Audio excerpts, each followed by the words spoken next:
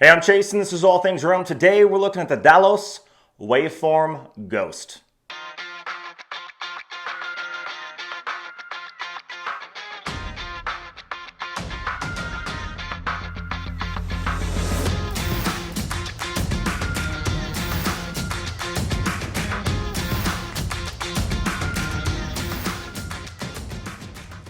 Now, I can tell you that after this review, I may not be getting another watch from Dailos to review. This is just a prototype. I say it 100 times in the video, just a prototype. So all the little nitpicky things that I talk about may not necessarily be there during the production. However, this is no way a sponsored video, and this watch is not mine to review. There's a group of us who got this watch, and I'm sending it off tomorrow, so I'm releasing this video today.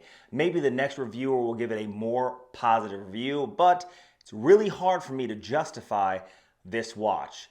Looks awesome, but is it really? Let's just hop right into the review. And here it is, the Dailos Waveform Ghost. Now, I can tell you that this is a beautiful watch holding in your hand.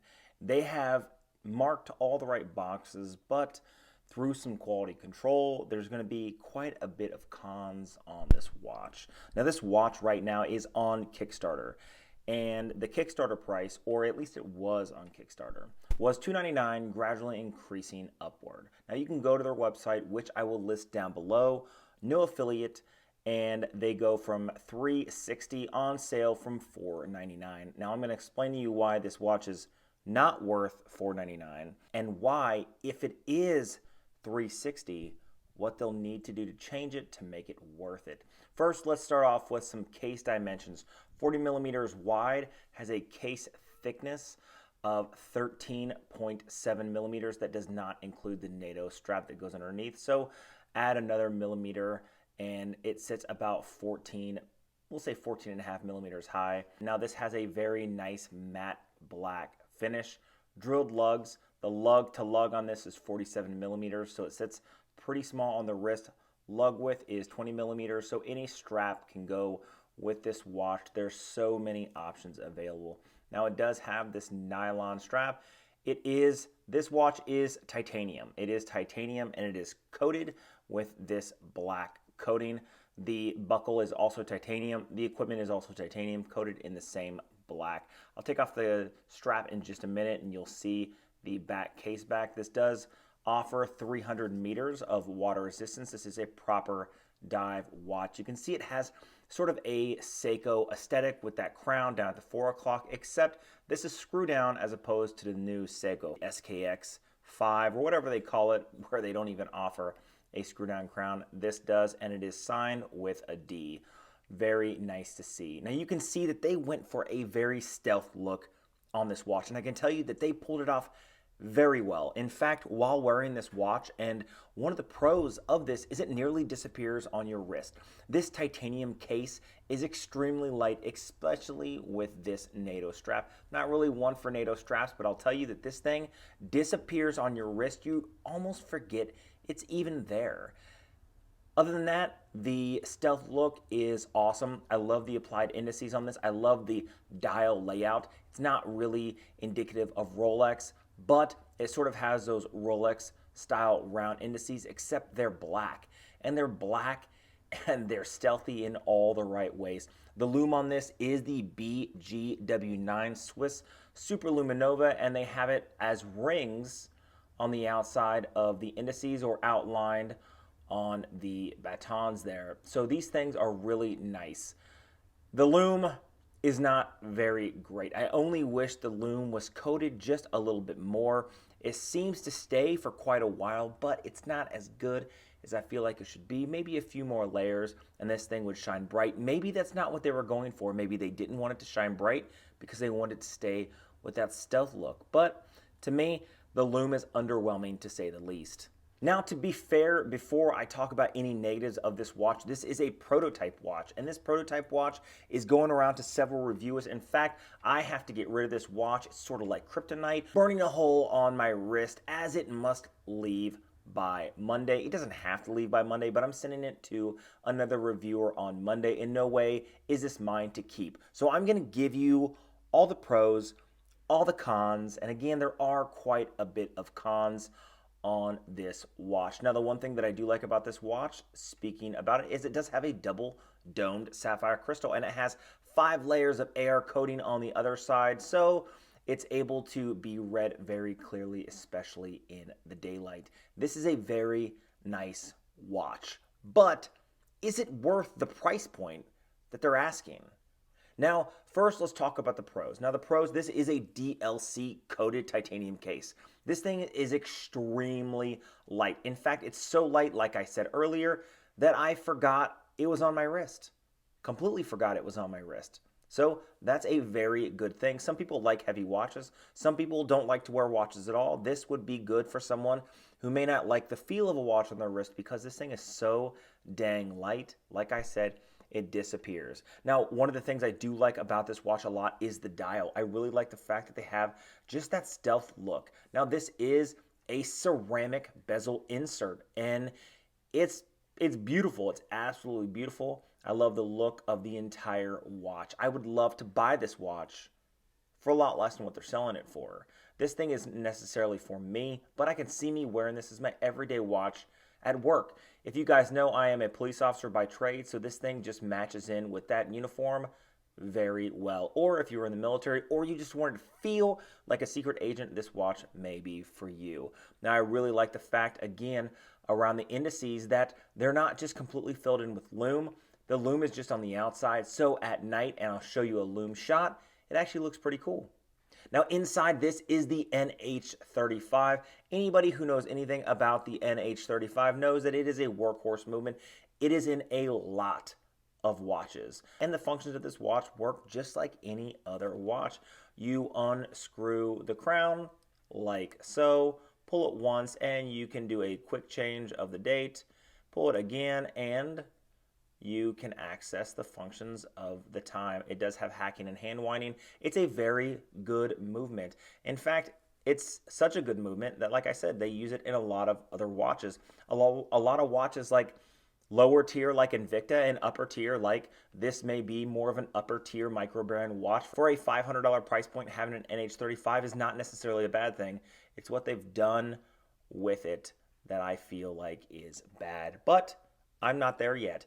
One of the things I also like about it is the crown at the 4 o'clock position with really nice crown guards. I really like the way this thing looks. I like the fact that it's Seiko-esque without anything else that looks like Seiko. This is different than up here. It takes a little bit more effort to put it down here, and it's perfectly placed. It looks just great. It adds the overall difference of this watch, really makes it stick out to me at least. Now, I've already talked about how it's very light and comfortable, and I really like the way the overall look of the watch is. Now, let's talk about some negatives and why I really don't think this is worth the price point of even $299 that they're selling it for on Kickstarter. But if they fix everything that I'm about to tell you, then it may be worth $299. But if it's not fixed, it's not worth it. Now, I don't know if anybody has realized yet, but this is one of the biggest things that I do not like about Seiko. And this is not a Seiko, is look at that 12 o'clock on the bezel. It is completely misaligned. Now, anybody can say that, again, this is a prototype, and if they fix it, then great. If yours has a completely aligned bezel, that's great too. Misaligned bezels are not for me. Now, you can say, well, if you didn't click it over, it would be, but that's not the case at all. In fact, let's just go around and I'll show you exactly what I'm talking about with this misalignment. Now, normally before I click it over, the bezel that comes on the one that they're selling on the production models is a 60 click unidirectional bezel. This is like 90 click. So maybe again, it'll all be fixed once you guys get the real ones. But if you're gonna send me a watch to review or send a group of us watches to review, then I'm gonna tear it apart if I don't like it, because you guys are asking us for our opinions and I'm giving you my opinion. So here it is. Just before I click it over, you can see it's misaligned. Click it one more time and you can see that it's still misaligned.